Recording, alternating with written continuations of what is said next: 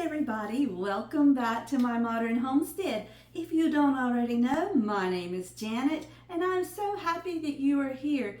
Today we are in the kitchen and can you see what's on the stove? You got it. We are canning purple hulls today.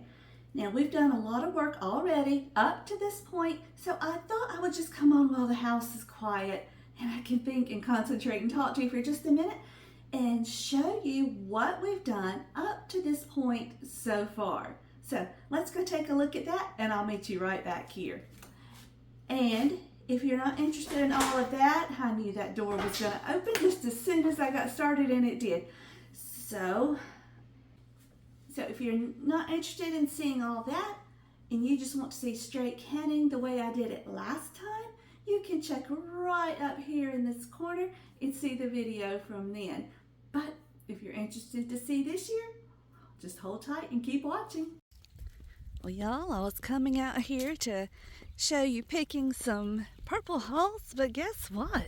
It is raining. Glory, hallelujah. I'm not going to complain. It is thundering, so I'm not going to stay out here long. Here comes Millie. Hey, girl.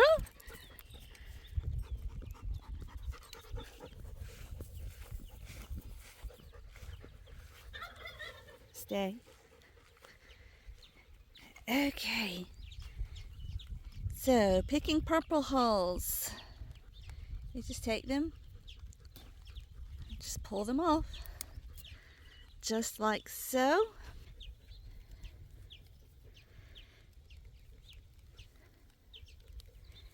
Just pull them off. So let's get these picked.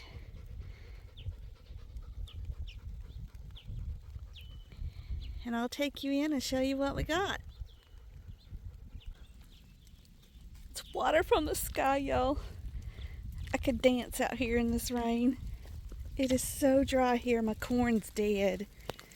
Oh, we better hurry.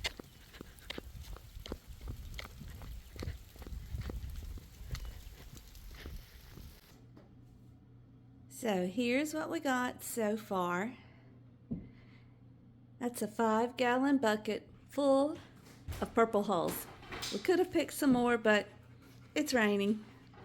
So let's get these hulled.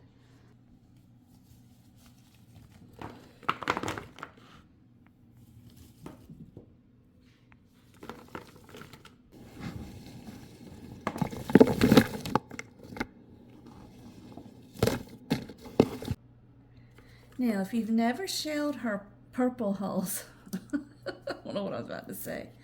They're very easy. You just open up the pod and take out the peas. Usually they will split just like so. Warning, they will make your fingers and fingernails very dirty. Just like that, and you just take the peas out. Let's see if we can find a big one. Sometimes you can pull that little string off and it helps open up the pod a bit.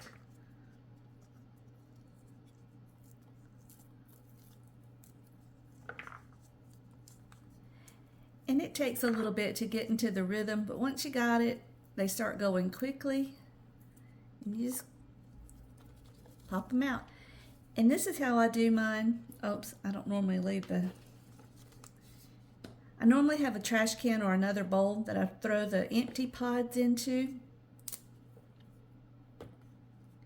And then I drop the peas down into this bowl. That way we can rinse them at the end. And I'll show you how we're going to can them. My husband loves these canned. They are so, so easy. I love to can fresh peas. And you would can any, like your field peas, black-eyed peas, that type of thing. All of those are canned just the same. And if you can't grow these, see how they are in there in the pod? If you can't grow these, you can always go to a farmer's market, and most markets will sell them in the pod by the bushel, or you can buy them already shelled, but they are more expensive if you buy them already shelled because they've done all this hard work for you. They've grown them, they've picked them, they've washed them, and they've shelled them and bagged them up so that they're ready to go. And at that point, all you have to do is blanch them and freeze them or can them, whichever way you prefer. I've done them both ways. I actually like them canned because they're ready to eat as soon as you open the jar. All you have to do if you want to is just warm them up. So I'm just going to keep going, get these all shelled, and then we'll come back and can them. Okay, that 5 gallons of purple hulls yielded 1 gallon of purple hull peas. So we're going to leave these in the bag in the refrigerator until tomorrow when we will come back and can them. Second 5 gallon and more coming. Okay, so today we ended up with 2.5 5 gallon buckets. So let's get busy.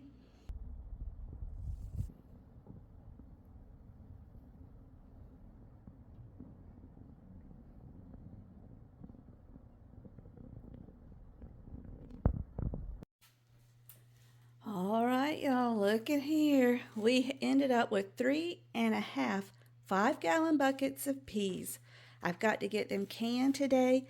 I have them soaking in water because a lot of these I had in the refrigerator waiting to finish up. These 2 bowls on the end, these 2 bowls have some peas that some of the pods were dried out a little, so I'm just letting them soak. So we'll be right back. Okay, now we're ready for business, so let's look at what we're going to do. Okay, so I have my peas. In this bowl I have them drained. So I'm going to fill my jar to 1-inch headspace. Let me get them filled and I'll show you just in case you don't understand what that means. I'm not going to pack them tightly.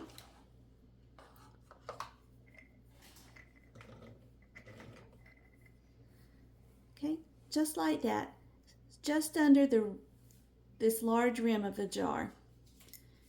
Okay, now this part is totally optional. It's not necessary. You can add 1/2 teaspoon of salt, or I like to add a little bit of bouillon powder.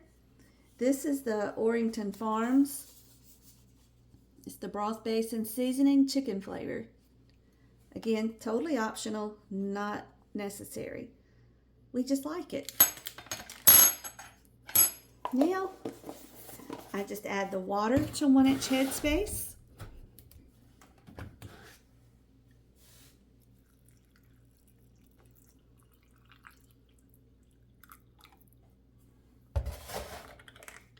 And then all we have to do is just debubble. That just means running a flat surface like the end of a spoon around the jar to make sure there are no air bubbles. And if you need to, you can add more water to 1-inch headspace. Now, I take the lid and I like mine to line up. Any writing on the jar, I like for it to write up with the lining or the writing on the front of the jar. Okay. That in place. I'm going to put the ring on to finger tight. Once it starts turning with no resistance when you're pushing down turning it, that's finger tight. Now it's ready to go into the canner.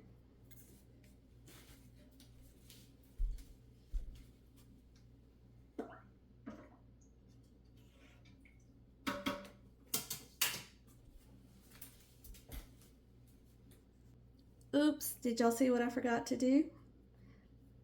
You'll always want to wipe the rim of your jar, because if you get any little thing under this flat part in between it and the rim of the jar, your jar won't seal right. So there we go. Just continue with the rest.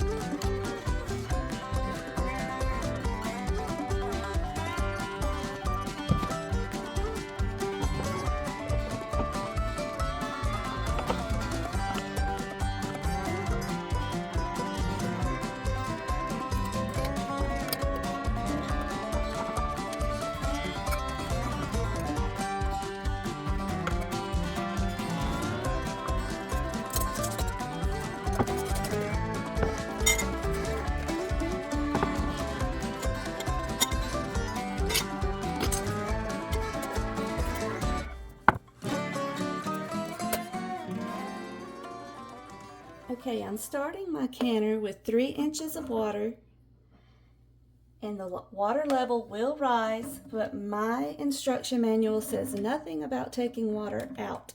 It just says start with 3 inches of water. So we're going to add the jars, and this water is completely cold because my beans were at room temperature. I'm just starting everything at room temperature. My All-American will hold 2 levels of jars, so I just put in my separator. There we go. And we'll add the second layer of jars. While I'm adding the second layer, I thought I would tell you, you use the same method with black-eyed peas, field peas, cowpeas, any type of southern type pea.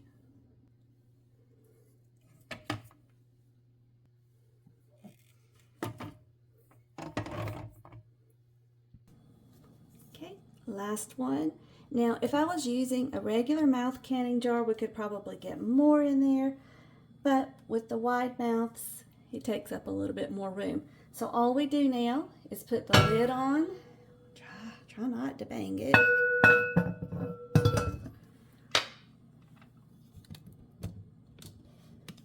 We line up the arrows here with this little notch. Arrow, not arrows, there's only one.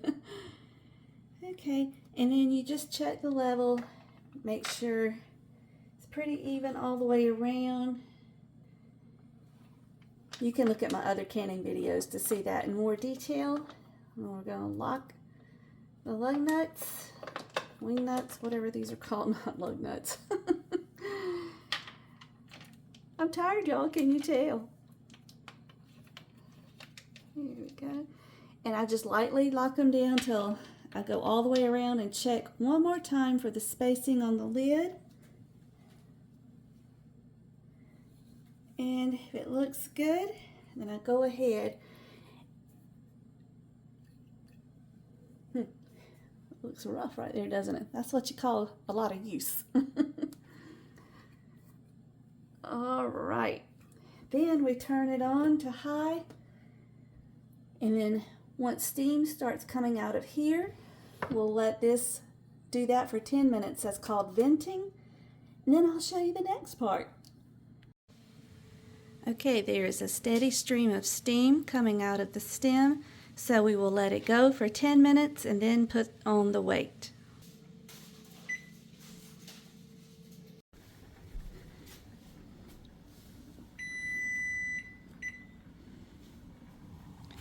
Okay, it's time to put on the weight. We're using 10 pounds of pressure for where I live. Where are we? 10. All the way on there. And now when this starts jiggling, we will set the timer for 40 minutes. Okay, let's set the timer for 40 minutes.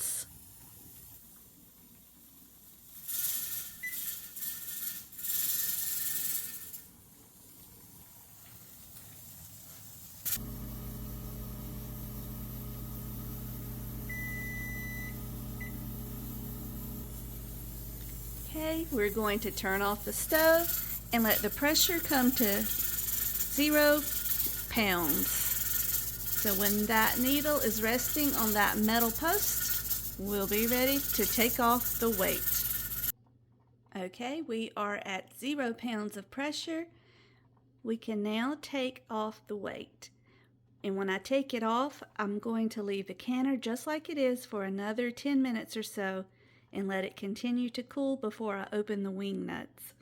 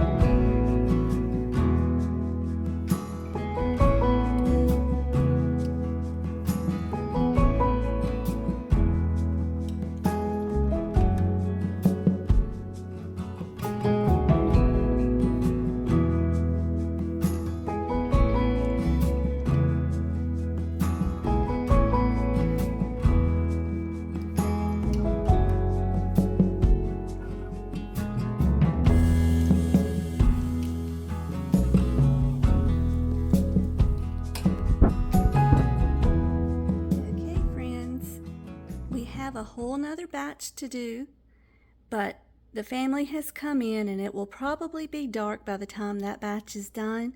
So I'm going to end the video right here with this one batch, but I will show you the rest of it here at the end of the video. Thank you guys so much for joining me. You know I love it when you come and spend a few minutes with me. So until we meet again, may you be blessed. Mwah. Bye.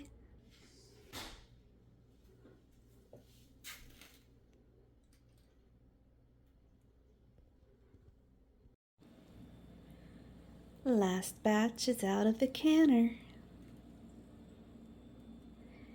And I had this little bit left that I cooked tonight.